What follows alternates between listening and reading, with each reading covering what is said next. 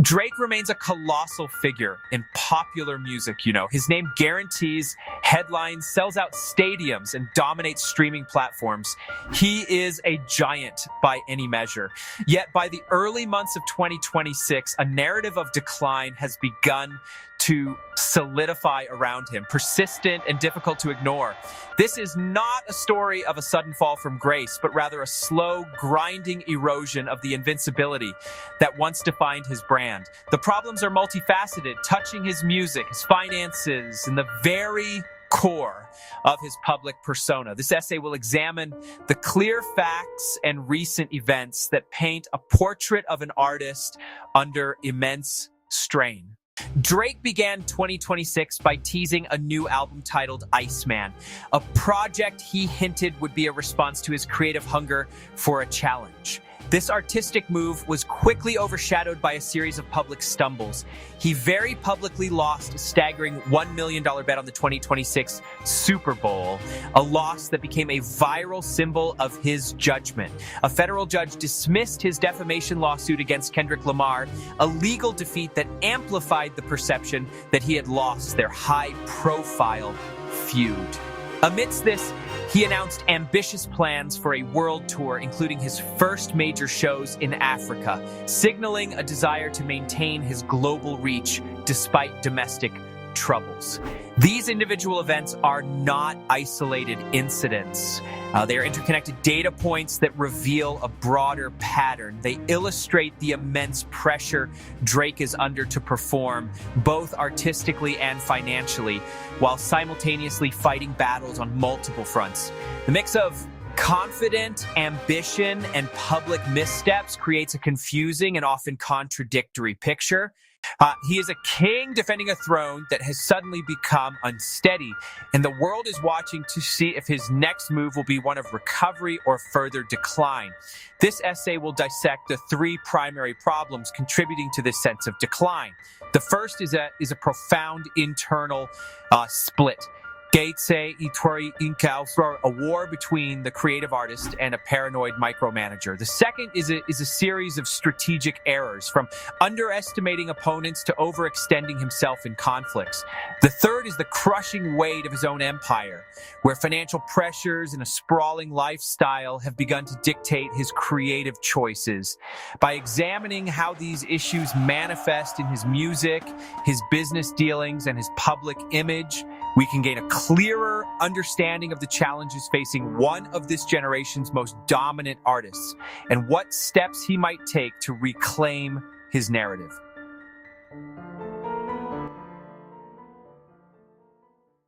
At the heart of Drake's current struggles lies a fundamental split in his public and seemingly private identity.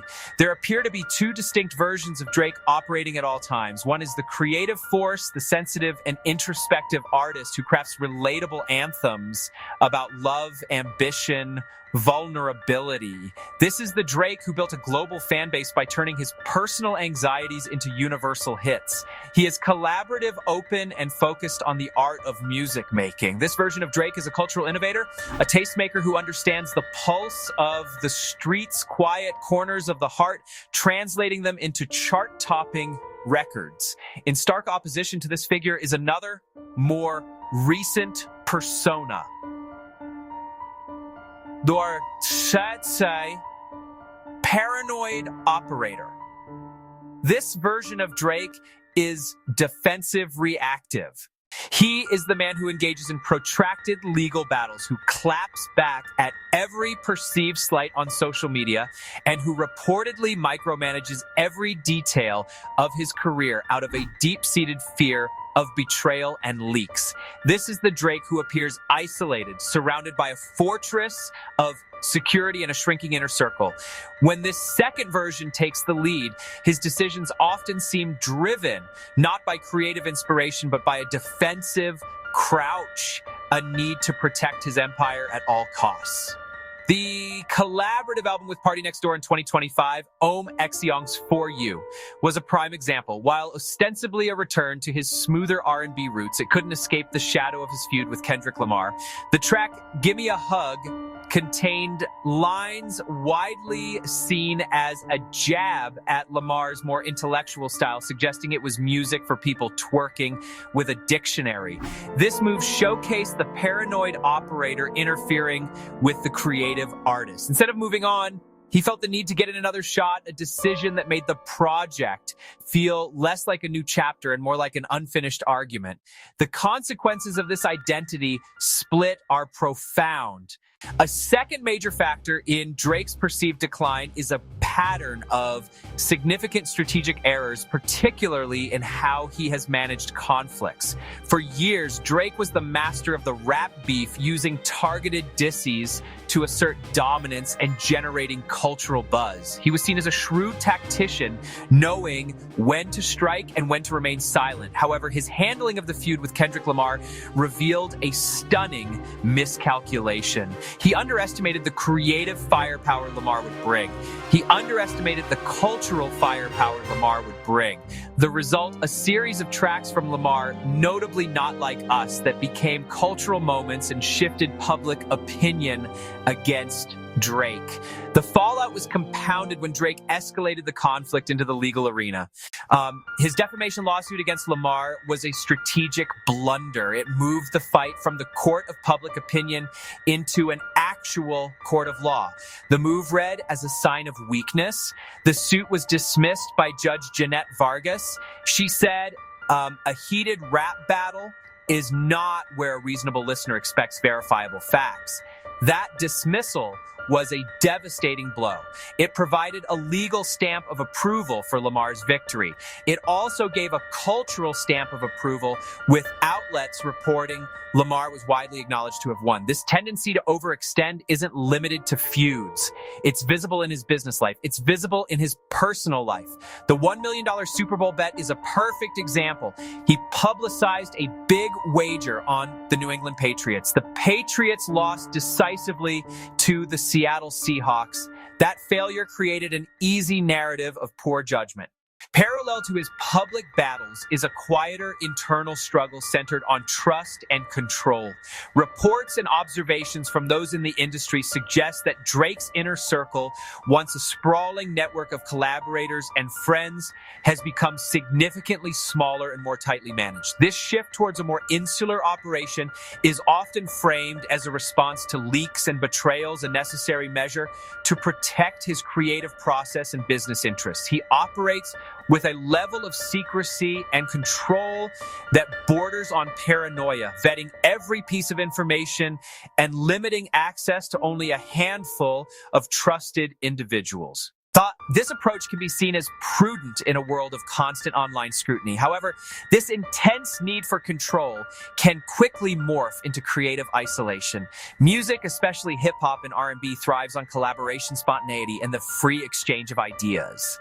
When an artist builds walls around themselves, they risk cutting off the very sources of inspiration that fueled their rise.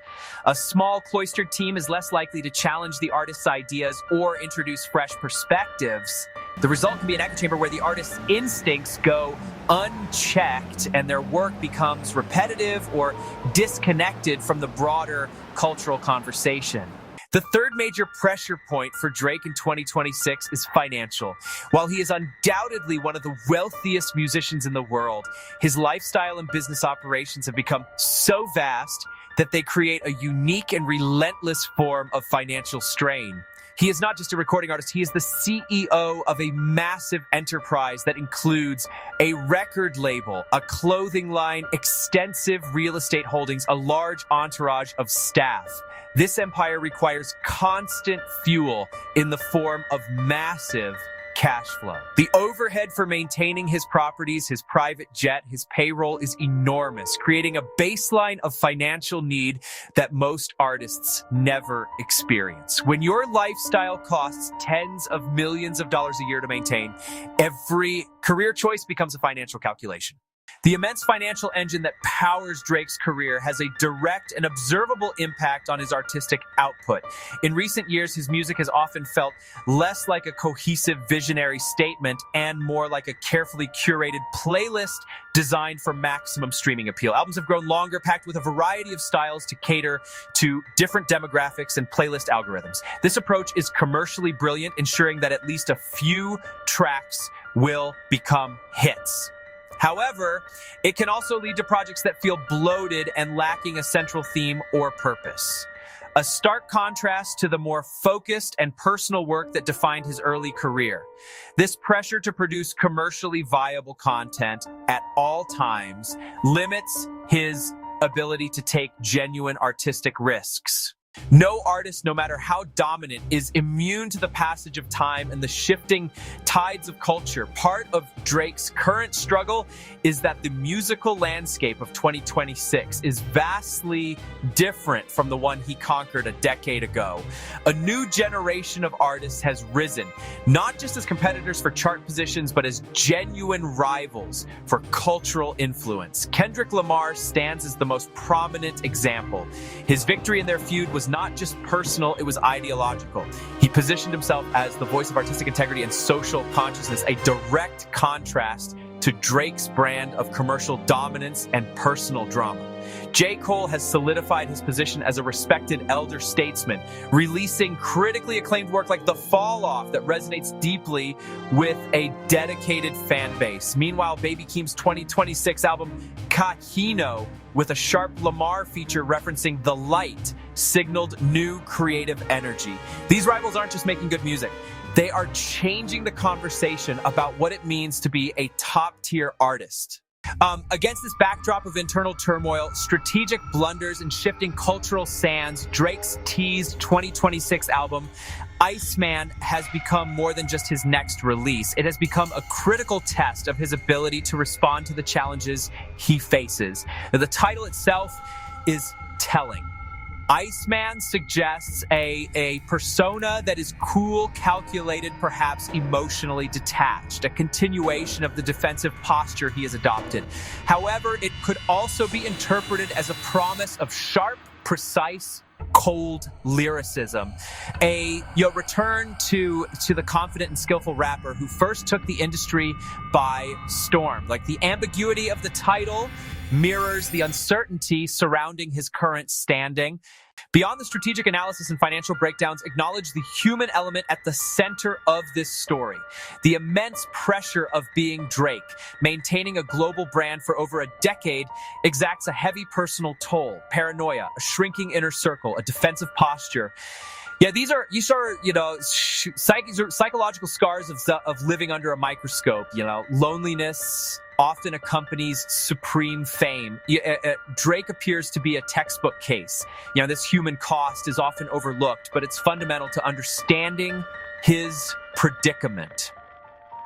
His defensive public crouch seeps into his creative life. That emotional distance may be the greatest loss. It was the perceived connection that made him beloved. That's the part that really matters. While the challenges facing Drake in 2026 are significant, his situation is far from hopeless. He possesses the talent, resources, platform to orchestrate a powerful comeback. However, doing so will require a conscious, deliberate shift away from failing strategies. The path to recovery isn't about fighting harder, it's about fighting smarter, and sometimes not fighting at all. The first and most crucial step is simplification. Audit his life, business ventures, public feuds, social obligations. Cut what drains him and keeps him from true fulfillment. Second, address the financial pressure head on. Move from simple earning to strategic financial planning. Build a sustainable financial structure. Financial calm breeds creative calm. Third, rebuild trust and dismantle the fortress around him. Re-engage with a wider circle. Trusted collaborators, producers, writers. Create spaces for new ideas and honest challenge. Not naive. Balance caution with creative openness. Letting more in breaks the echo chamber and reconnects collaborative spirit. Finally, it all culminates in the art itself, not in a courtroom, not on social media, but in the recording studio. Pivot away from public battles channel energy into honest, compelling music. Make the next album less about rivals, more about reintroducing himself to his audience. Take risks, show vulnerability. Remind the world why he became a superstar. The public forgets feuds quickly, but remembers great songs. Rediscover joy in the art and share it honestly. And he won't just silence the decline narrative. He'll write a new enduring chapter of his legacy.